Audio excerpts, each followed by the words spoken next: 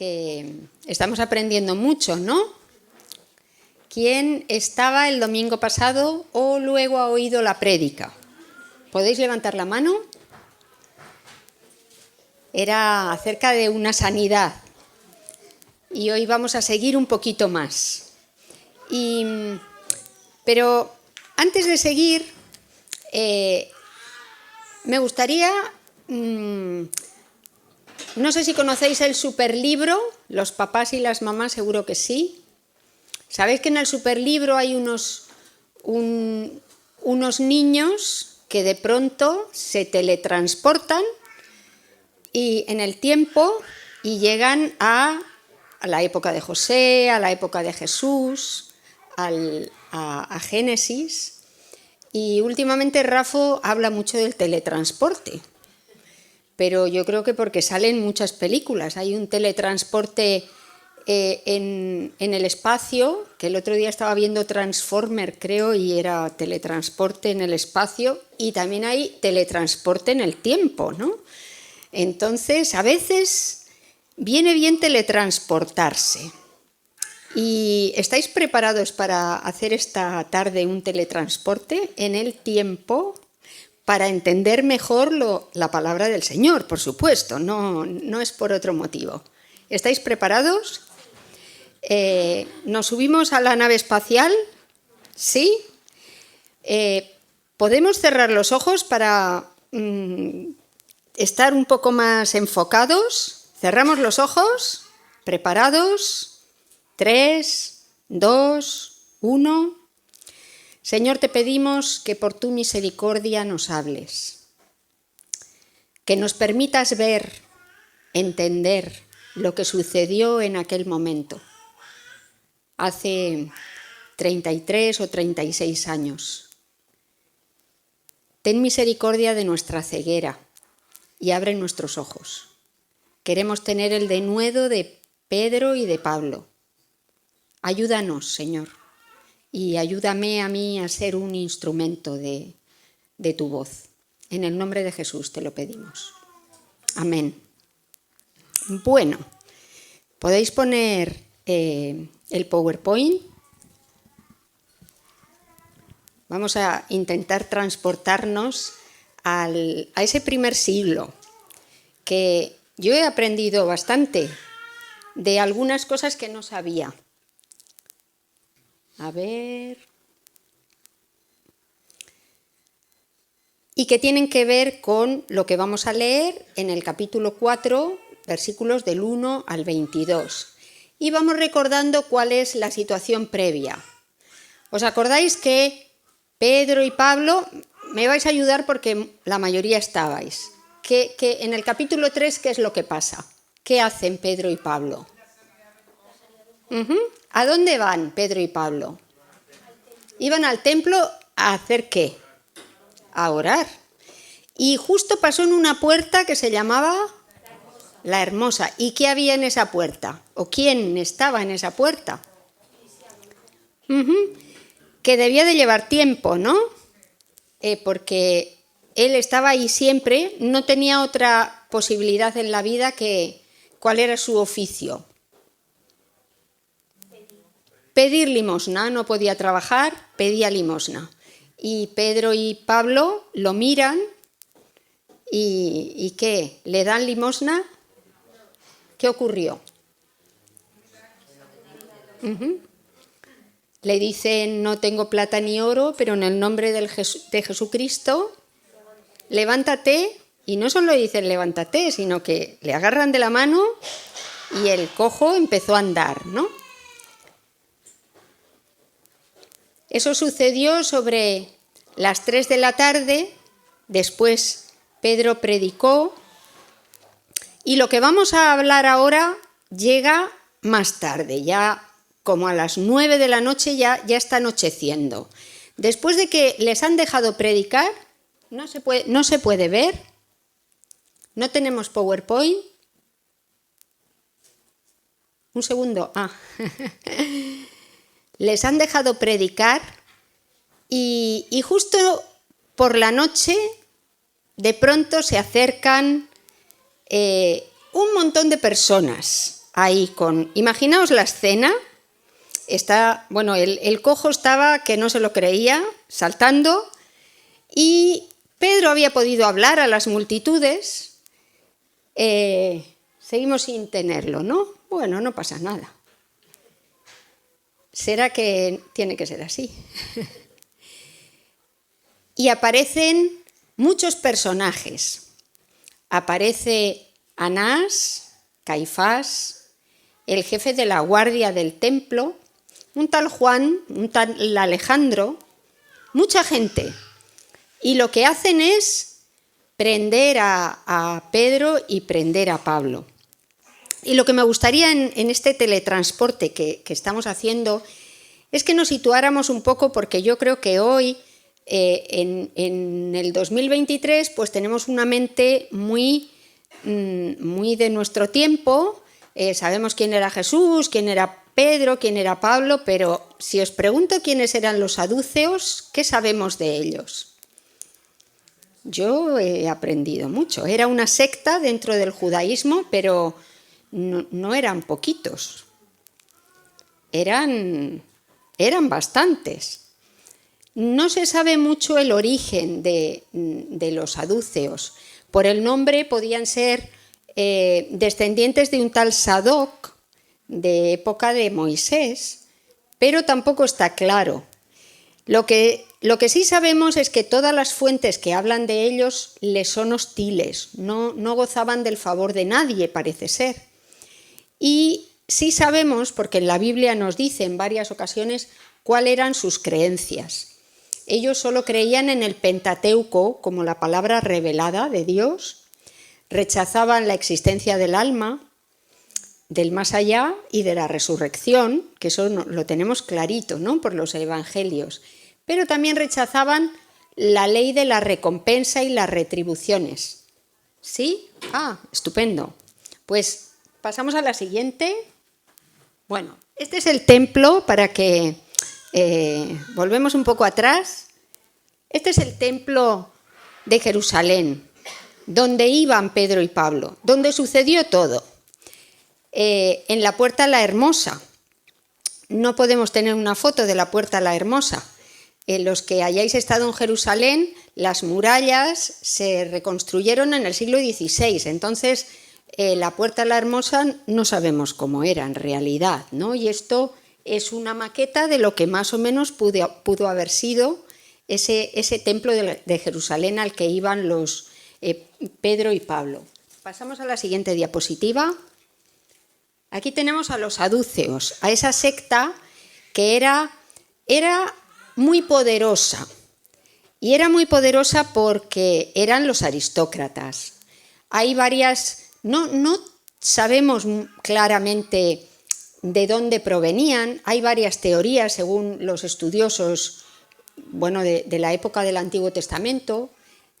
Algunos dicen que eran aristócratas rurales, otros dicen que eran judíos helenizados, que estaban muy próximos a los griegos y que por eso tenían esas creencias de las que hablábamos, ¿no? La resurrección no creían en ella, y ellos creían que cada uno se labra su propio futuro, no hay recompensa. Nuestras elecciones hacen que nos vengan cosas buenas o malas. Podemos pasar a la siguiente diapositiva para que veáis. Lo que es importante saber es que no había en las clases más bajas, no había saduceos, y que casi todos los saduceos eran sacerdotes. De hecho, los sumos sacerdotes, desde 100 años antes de Cristo más o menos, casi siempre eran saduceos, menos en algunas épocas muy concretas, que habían sido fariseos. En el Nuevo Testamento sí sabemos un poco esa oposición que había, y tenemos más información de los fariseos, quizá porque Gamaliel era fariseo y el mismo Pablo era fariseo, y nos ha llegado un poco la tradición de quiénes eran los fariseos, pero los saduceos, Jesús hace referencia a ellos en varias situaciones, en varias ocasiones. Los gobernantes, hasta Herodes, Judea tenía su propio gobierno. A partir de Herodes son los romanos los que tienen un procurador. ¿Os acordáis de Pilato, no? Pilato sería el gobernador romano, y luego había un sumo sacerdote que era el que tenía un control político y religioso, pero relativo, porque eran los romanos los que controlaban la zona políticamente. Los saduceos eran muy colaboracionistas con los romanos y habían sido colaboracionistas también con los griegos. De ahí probablemente les venía toda esa corriente. ¿Os acordáis de los griegos, ¿no? De los filósofos griegos y de Pablo cuando está en el Areópago, que se creían los más listos?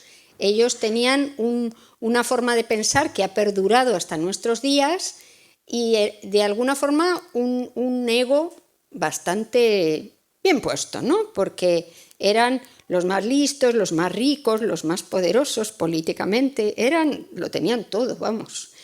Solo tenían un cierto conflicto con los fariseos, pero eran la casta absoluta. ¿Quién más se acerca? ¿Dónde llevan luego a Pedro y a Pablo? Al Sanedrín. ¿Y qué era el Sanedrín? Al día siguiente se reunió el concilio y lo llevaron a los dos apóstoles al Sanedrín. El Sanedrín era el tribunal más alto entre los judíos.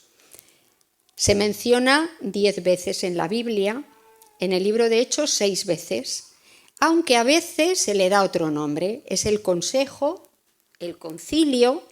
Había un Sanedrín en Jerusalén, que era más grande, que tenía 71 miembros y que el origen parece ser que era, ¿recordáis en Números cuando Moisés no puede hacer justicia porque está agotado y su suegro le dice, te vas a cansar tú y no vas a poder gobernar a este pueblo, busca gente? Entonces él busca a los ancianos de cada tribu, a 70, parece ser que ese es el origen del Sanedrín, del consejo, que tenía un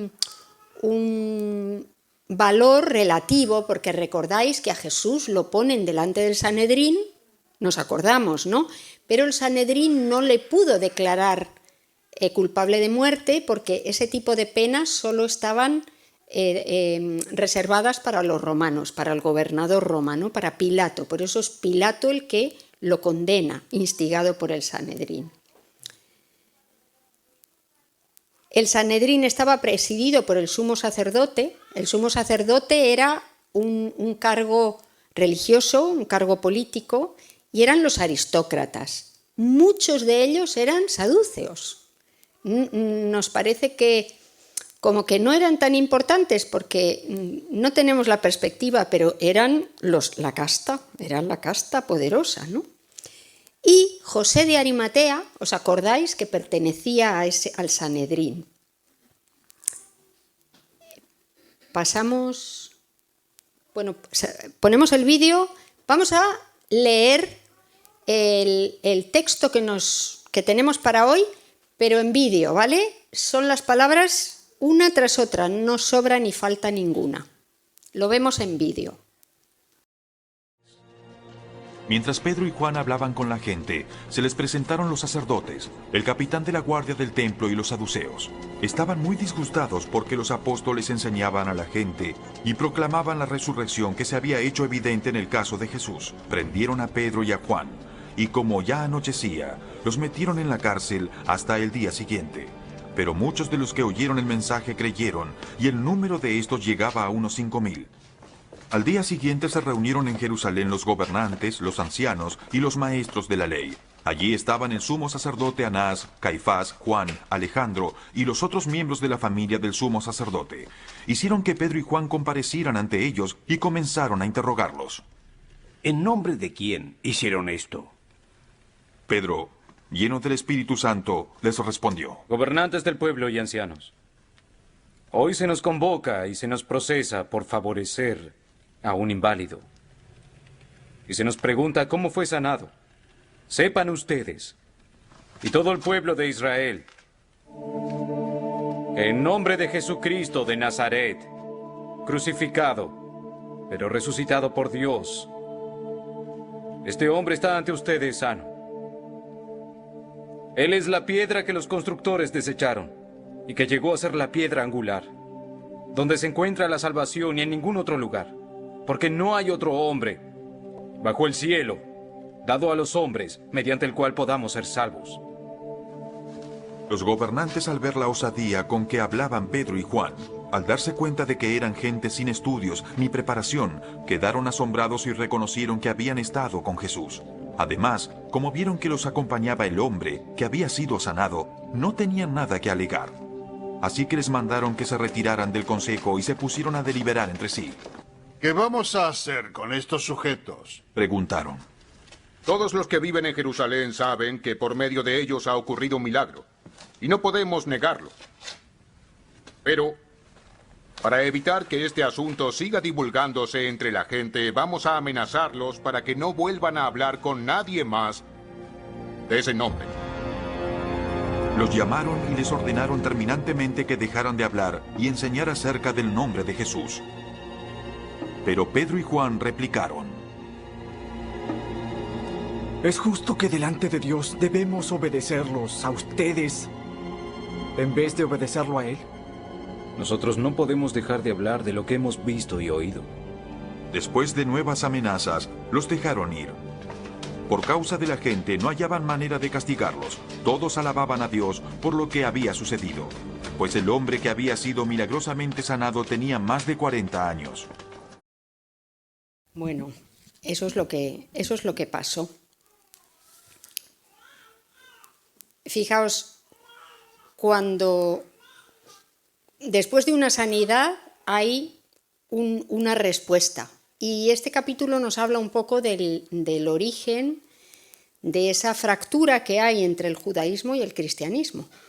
En el capítulo 3, Pedro y Pablo van al templo a orar. Ellos habían seguido yendo al templo a orar. Y ahora hay una reacción fuerte por parte de las autoridades religiosas y políticas. Y se ve también cómo responden Pedro y Pablo a esa reacción, ¿no? Bueno, como os comentaba antes, a ver qué... No, aquí. Lo primero que hacen es encarcelarlos. Era tarde, no había tiempo de otra cosa. Y yo me imagino imaginaos una situación, ¿no? Que ha habido una sanidad por medio de Pedro y de Pablo, y en la Biblia no se nos dice que les pareciera raro, que se enfadaran. Yo seguro que me habría enfadado un montón ante una injusticia tan grande, ¿no? Después de que ha habido una sanidad, hay una respuesta y es cárcel.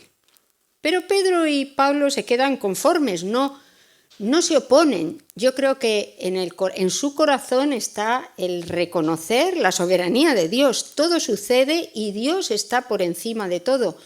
Nos quejamos muchas veces y no le damos la gloria a Él porque queremos que las cosas se hagan a nuestro modo. Y Él tiene planes y tiene propósitos que no son precisamente los nuestros, que nosotros desconocemos de cuáles son esos planes y esos propósitos. Lo cierto es que cuando ellos están en la cárcel, la Iglesia sigue creciendo, porque nos dice el texto que llegaron hasta 5.000. Se habían convertido 3.000 con el primer discurso de Pedro. Después de la sanidad del cojo ha habido otro discurso. Si ya son 5.000, habrán sido 2.000 más los que se han convertido después de esa situación, a pesar de que ellos fueron a la cárcel. Pero no hay oposición por parte de Pedro y de Pablo, ¿no? Y de Juan, perdón. Al día siguiente, por la mañana, ya pudieron reunirse ese consejo, que, como decía, estaba compuesto por 71 miembros, presidido por el sumo sacerdote. En este caso, se habla de que Anás era el sumo sacerdote. Anás ya no era en realidad sumo sacerdote, fue sumo sacerdote desde el año 6 hasta el año 16.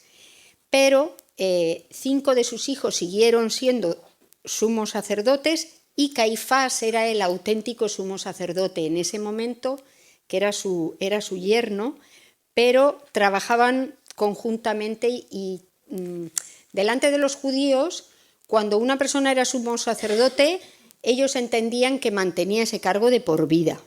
Los romanos no, que eran los que ratificaban a los sumos sacerdotes, pero los judíos, de hecho Lucas lo está llamando sumo sacerdote porque reconocían ese cargo de por vida, ¿no? Aunque en realidad era Caifás, el sumo sacerdote en ese momento.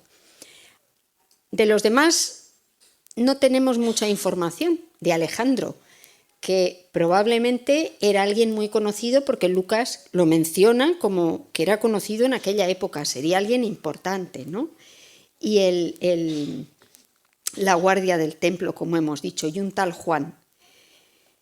Seguro que cuando llegaron al Sanedrín, y bueno, alguna imagen que he visto, había como, no, esa no la pongas, ay, no pongas nada, porfa, se me ha olvidado decirlo.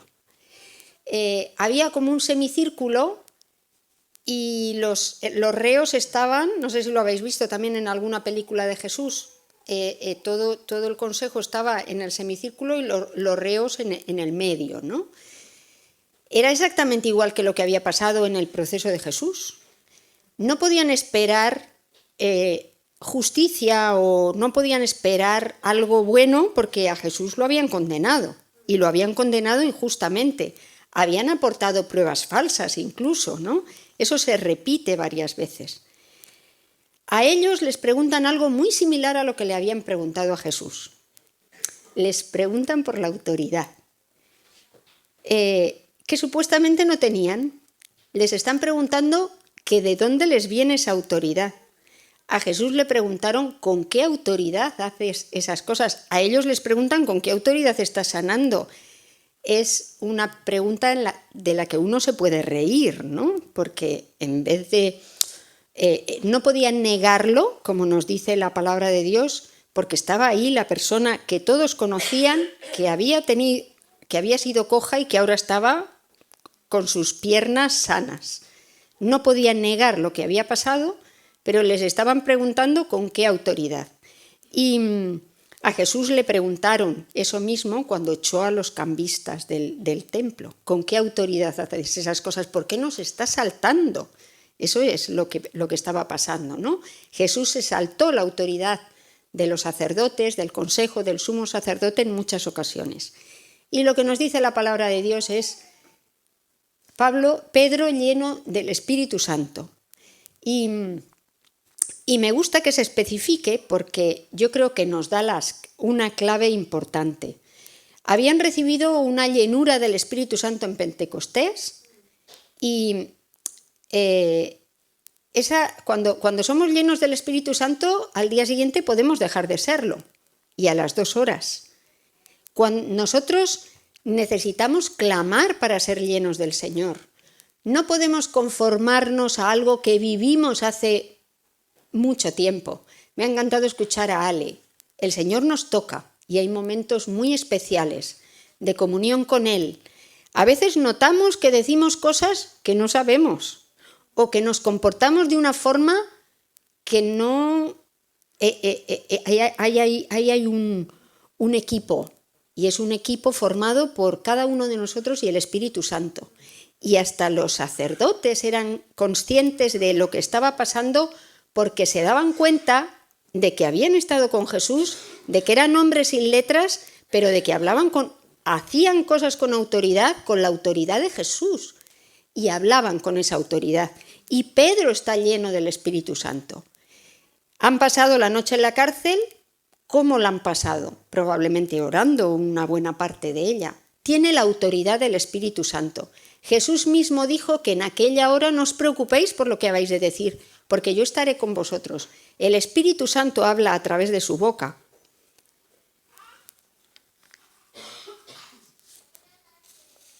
Y Pedro lo que hace es predicar a Jesús. es gracioso, ¿no? Porque el consejo, el Sanedrín, era el que tenía la autoridad para determinar lo que iba a pasar con ellos. Les está interpelando, pero lo que hace Pedro es muy serio, porque les acusa directamente. Es el Espíritu Santo, a través de él, el que les acusa ¿de qué? De que han matado a Jesús. Eso acaba de pasar, es notorio en todo Jerusalén. Y la predicación del Evangelio que, creo que tenemos que retomar es la centralidad de la vida, de la muerte, de la resurrección de Jesús y de la nuestra propia. Yo estoy pensando en algunas personas que están muy alejadas del Evangelio y que cuando están enfermos, cuando se acerca el día de su muerte, tienen mucho miedo. Y yo creo que debemos de recordar cuál es la predicación del Evangelio, y la predicación del Evangelio es la resurrección de Jesús, de la que vamos a participar, y se nos olvida mucho hablar de la resurrección. Vivimos muy metidos en este mundo, estamos demasiado metidos en este mundo, todo el tiempo, y se nos olvida que hay una resurrección y que vamos a participar de esa resurrección de Jesús. Que yo puedo vivir en esta vida una semana más o 40 años más, pero son como un soplo. Y algún día yo resucitaré con Él en gloria. Las personas que han muerto durante años y cientos de años y miles de años que han creído en Cristo, han resucitado con Él en gloria. Ese es el destino al que estamos abocados nosotros por haber creído en Él. Y esa es la predicación que tenemos que tener clara también cuando hablamos con otras personas. Y es lo que hizo Pedro en esta ocasión. Habló de su resurrección, de su poder. Él es el que ha levantado al cojo. No puso el foco en sí mismo, no puso el foco en la sanidad, puso el foco en Cristo, que no estaba ahí. Jesús no estaba ahí. Ahí estaba el cojo. Podía haber hablado de montones de cosas. De lo que habló sacó el foco fuera y sacó el foco en Jesús, que es la centralidad de nuestra vida, quien debería ser la centralidad de nuestra vida. La piedra que ha venido a ser la piedra angular. Cristo también habló de la piedra angular y él se autoatribuyó esa piedra angular, que es sobre la que se construye un edificio. Es el ángulo de la iglesia. Y Pablo también lo usa como el fundamento de la iglesia en Efesios. Pedro lo menciona luego en Primera de Pedro también. Y lo que dice Pedro es clarísimo: en ningún otro hay salvación. Ha pasado de la sanidad a la salvación. A la salvación. Está hablando a saduceos que no creen en la resurrección, que están enfadadísimos porque está hablando de la resurrección. Y a Pedro no le importa, no quiere agradar a la gente que tiene delante, ni tiene miedo, y a mí eso me ha conmovido. No tienen miedo de lo que les pueda hacer el hombre, los hombres que tienen delante, que son poderosos, que tienen estudios, que tienen dinero, que tienen el poder de matarles, de llevarles a la cárcel, y no tienen miedo porque han conocido a Cristo y han conocido el poder de su resurrección y están llenos del Espíritu Santo. Y yo quiero también, yo quiero.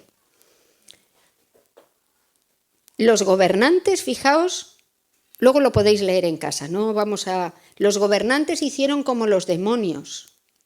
Supieron que habían estado con Jesús. Eran conscientes de que había algo especial en sus vidas y se atemorizaron un poco.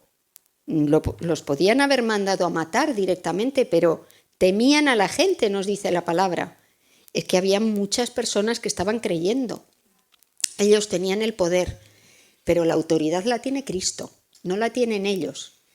Y se dieron cuenta, pero no creyeron con su corazón.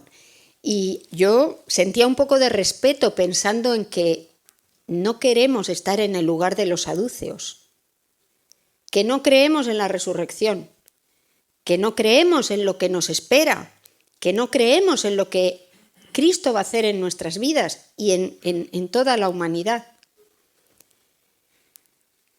Fijaos que todo el diálogo que hay dentro del consejo, Lucas lo transcribe literalmente, y algunas personas han llegado a decir que se lo ha inventado, ¿no? Pero es fácil que estuviera Gamaliel y que se lo transmitiera a Pablo, o el mismo Pablo también podía estar, porque en el Sanedrín había veces que estaban los discípulos de algunos sacerdotes. No sabemos quién estaba, pero es evidente que alguien transmitió la información literalmente, porque nos dicen las palabras que dijeron cada uno. Y la respuesta a las amenazas del consejo, la respuesta de Pedro y de Juan, he dicho Pablo varias veces, pero sabéis que era Juan, ¿no? La respuesta es que juzgad vosotros. No podemos dejar de hablar de lo que hemos visto y oído. No podemos dejar de hablar. No importa que nuestra vida nos vaya en ello. Es que el tesoro que tenemos es lo más importante. No me importa quedar bien. No me importa la opinión del Sanedrín. No me importa lo que pase. No me importa nada, salvo la opinión de Cristo, salvo servirle. Y a partir de ese momento comienza a haber una ruptura entre lo que es el judaísmo y los mismos apóstoles. Se están enfrentando a la autoridad judía, porque tienen un Señor mayor y Cristo es el que los guía a través del Espíritu Santo. En estos versículos vemos la fuerza de la predicación de los apóstoles, ese no tener miedo, ese no enfadarse ante la injusticia, ese centrar su vida, su predicación, su pensamiento en Jesús, que es el autor de la sanidad de ese cojo y de la salvación de cada uno que cree en él. Su predicación había dado una cosecha grande. No sabemos lo que pasó en el Sanedrín. ¿Es posible? Sabemos que José de Arimatea era creyente y no era porque pidió el cuerpo de Jesús, lo recordáis, ¿no? Pero creía en Jesús a escondidas. No sabemos si aquellas personas que estaban ahí escuchando a Pedro y a Juan con el poder del Espíritu Santo delante, si alguna fue conmovida o no. Es posible que no. Y ahora sí quiero poner esa diapositiva última. Y de todo este texto a mí me gustaría rescatar lo siguiente. Fijaos, los saduceos, hemos contado algunas cosas de quiénes eran, del poder tan grande que tenían entonces y que ahora ni nos suenan. Había gente que era riquísima, que su palabra hacía que tenían fuerza, que tenían poder, que tenían todo lo que podían desear. Y después del año 70, cuando se destruye el templo, los saduceos, no se vuelve a hablar de ellos. Y ni nos suenan, no sabemos ni quiénes son. Efectivamente, para ellos no hay resurrección, han desaparecido de la faz de la tierra, ¿no? No, su nombre no tiene ninguna repercusión hoy en día. ¿Y qué tenemos que decir del Sanedrín, de esos 70 hombres que había en otras ciudades también y que era un número más reducido? Pues lo mismo. Después de la destrucción del templo, el Sanedrín deja de reunirse. Hay una dispersión de los judíos y ya no vuelve a haber un consejo como tal. Ha desaparecido. La fuerza que tenía ese aparato político-religioso ha desaparecido.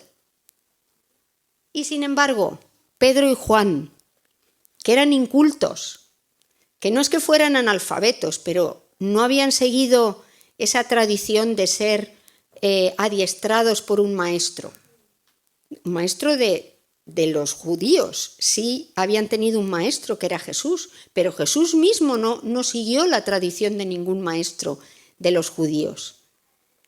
No judaizó. Pedro y Juan son los padres de la Iglesia. Tenemos clarísimo cuáles fueron su vida, su muerte, conocemos cada paso de su obra también. Nos bendicen sus vidas, nos bendice su testimonio, nos bendicen sus palabras, no solo a nosotros, sino a millones de personas. Su repercusión por morir, por poner sus vidas en las manos del Señor es infinita, hasta el día de hoy, en la vida de cada uno de nosotros. Y hay gente que era muy famosa en aquella época, que eran los que estaban a la última, que Lucas no tiene necesidad de decir nada porque todos sabían quién era Alejandro, que era un nombre que no era muy popular, o sea que el tipo debía de ser muy popular, ni la menor idea de quién era. Nadie sabe quién era. Ha desaparecido su memoria. Y tú y yo, ¿qué va a ser de nuestras vidas? ¿Queremos que nuestra memoria desaparezca? ¿Queremos poner nuestro tesoro en las manos de Jesús? ¿Queremos ser llenos del Espíritu Santo? ¿Queremos ser sanos? ¿Queremos dejarnos? Hay un cambio en la vida de Pedro, en la vida de Juan, antes y después del derramamiento del Espíritu Santo. Hay un temor muy grande que ya no tienen ese temor. Y yo anhelo con todo mi corazón no tener temor del hombre, no tener temor para hablar de él, dejarme guiar y dejarme usar. Y me gustaría que oráramos en ese sentido todos juntos, no porque porque yo lo quiero, y el que anhele también que el Señor nos sane el corazón, que nos sane lo que tenga que sanar para que su Espíritu Santo tenga el poder para que seamos libres y podamos hablar con denuedo,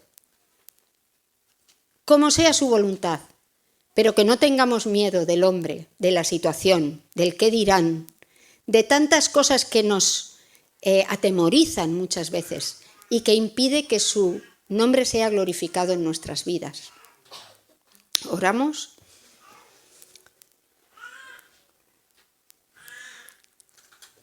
Señor, tú lo sabes todo. Necesitamos ser llenos de tu Espíritu Santo. Señor, con lenguas de fuego, con paz infinita, llénanos con tu Espíritu Santo. No permitas que vivamos un día y otro siendo religiosos como podían ser los del Sanedrín, sin cambio en nuestras vidas. Transfórmanos, Señor, a tu tiempo, en tu voluntad. Señor, reconocemos nuestro orgullo, nuestra necesidad de ti. Reconocemos que solo en Jesús hay salvación y que a veces nos miramos demasiado a nosotros mismos. Y Pedro y Juan hubo un cambio en sus vidas.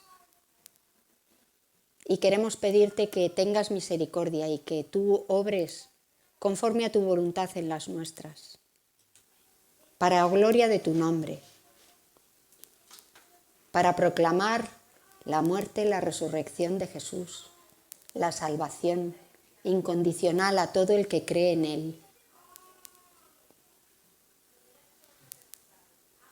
En el nombre de Jesús precioso, te lo pedimos.